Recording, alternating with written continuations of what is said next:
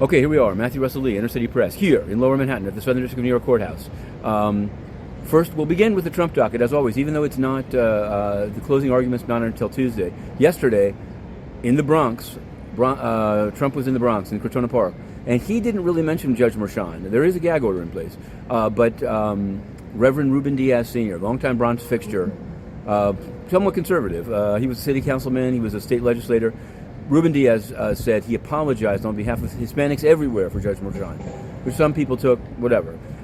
Trump, for his part, actually praised, this is the state court here, he praised the New York State judge that upheld his position on the Bronx golf course against Bill de Blasio. It's extremely local news there. Now, on the Menendez docket, Menendez is also not meeting until next Tuesday.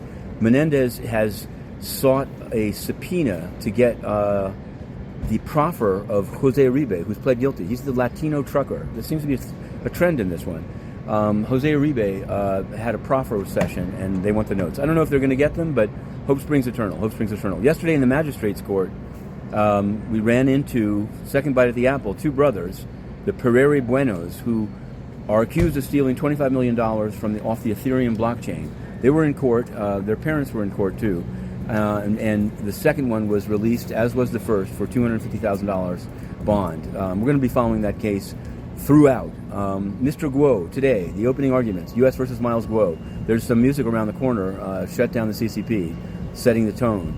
And what I want to say is that be aware, at the United Nations, it's not, of course China has a lot of power. I mean, they're a major country. But beyond that, is it acceptable that on an individual basis, the Secretary General of the United Nations concealed from his financial disclosure that the China Energy Fund Committee, which was a state-owned entity, was convicted essentially of bribery here in the SDNY, tried to buy the oil company of Gulbenkian, which paid Guterres in his year between UNHCR refugees and Secretary General, and which was not on his financial disclosure form. So that's what we raised. For that, we were thrown out. We continue to push, and we will not rest. But first, we're going in for U.S. versus Miles Guo.